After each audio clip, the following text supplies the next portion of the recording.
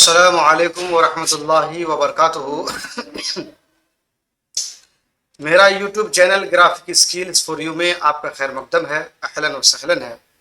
आज मैं फिर से एक नए वीडियो के साथ आपकी खिदमत में हाजिर हुआ हूँ।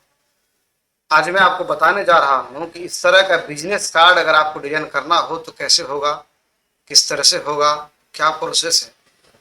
जो विजिटिंग कार्ड आप देख रहे हैं जिसे बिजनेस कार्ड भी कहा जाता है, तो इस तरह का प्रोफेशनल अगर कार्ड आपको तैयार करना हो, कोरल ड्रॉ में डिजाइनिंग बनाना हो तो आप कैसे बनाएंगे। एक एक प्रोसेस, एक एक तरीका, एक एक ऑप्शन मैं आपको बताने जा रहा हूँ। वीडियो बहुत ही मज़े का बनने जा रहा है।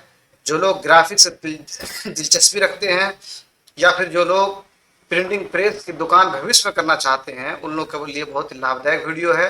हम उम्मीद करते हैं कि आप वीडियो के आखिर तक बने रहिएगा, फिर आपको एक एक प्रोसेस समझ में आएगा। अगर ये वीडियो देखने के बाद आपको ठीक लगे, पसंद आए, तो मेरा जो चैनल है ग्राफिक स्किल्स फॉर यू, आप इसको ज़रूर सब्सक्राइब कीजिए, लाइक कीजिए, कमेंट कीजिए, शेयर कीजिए।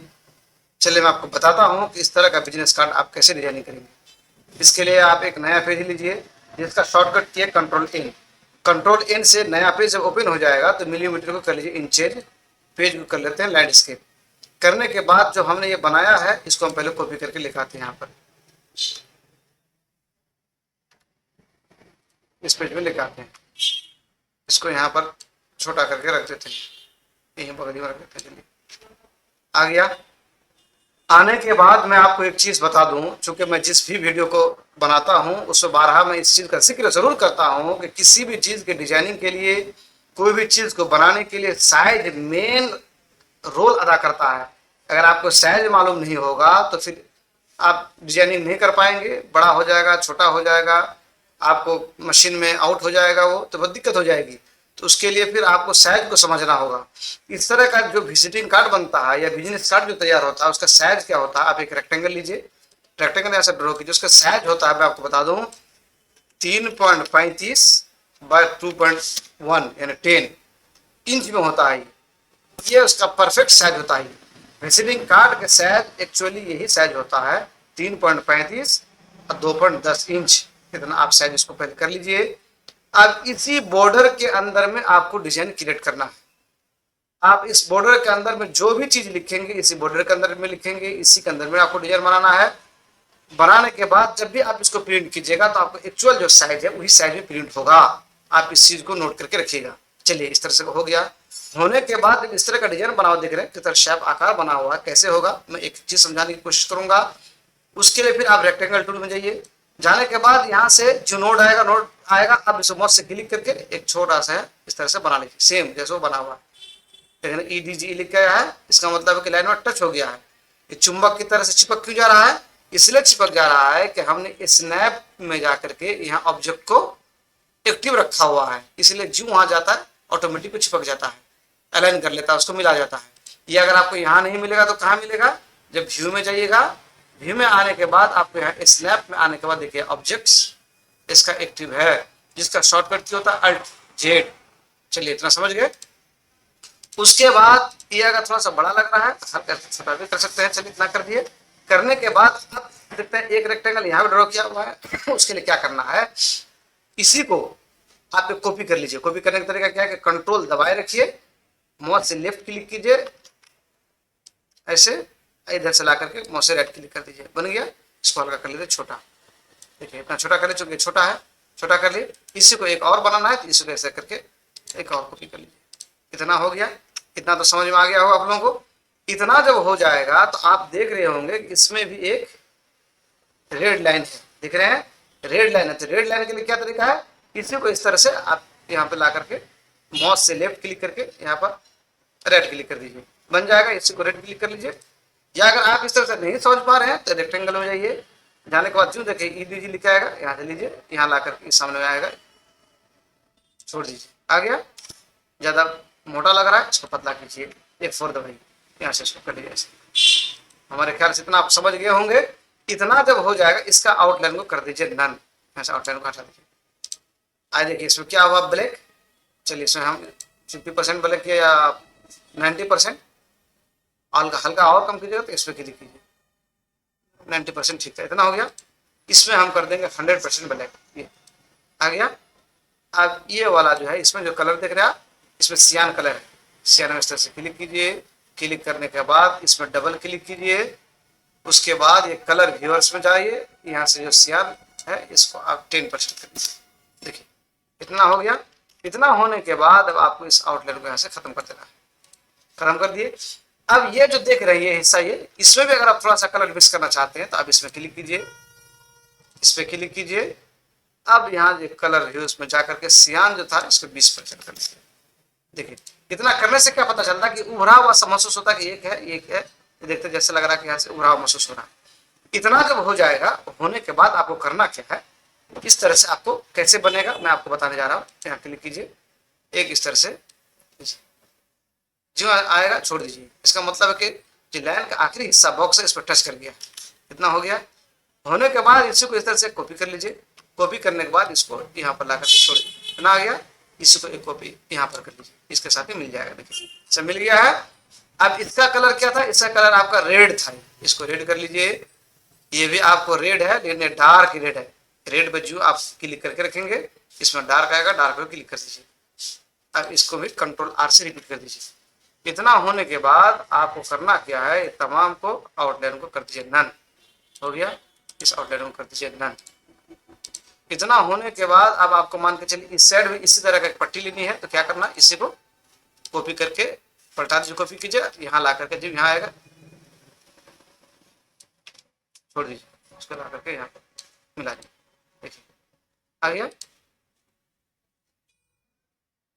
जूम करके देख लीजिएगा यहाँ पर तो मिल रहा है कि नहीं। यहाँ पर लाएंगे, चल देगा, आ गया, छोड़ देंगे। इतना जब हो जाएगा, होने के बाद आपको सेम इस तरह का शेप बनाना बनेगा। कैसे, उसका तरीका ये है कि आप ये जो हिस्सा है, ये अलग हिस्सा है, ये अलग हिस्सा है, इस पर डबल क्लिक कीजिए। इस पर डबल क्लिक कीजिए, रोटेट का ऑप्शन आएगा। इसको क्या कीजिए, इधर से इतना बढ़ा दीजिए। इस पर डबल क्लिक कीजिए, इसको ला करके यहाँ बढ़ा दीजिए, यहाँ पर ला करके यहाँ बढ़ा दीजिए। मुंह नहीं मिला है और इसके से मिला, मिल गया।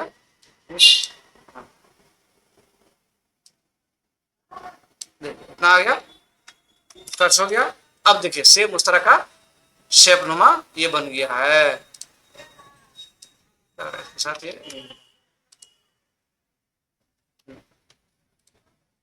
इसको हल्का सा ज्यादा आ गया है, मिल गया। इतना होने के बाद देखिए इस तरह देखिए जैसा लग रहा है उभरा हुआ महसूस हो रहा है, ये 3D कलर महसूस हो रहा है। ये आप, हमको उम्मीद है कि आप इतना समझ रहे होंगे।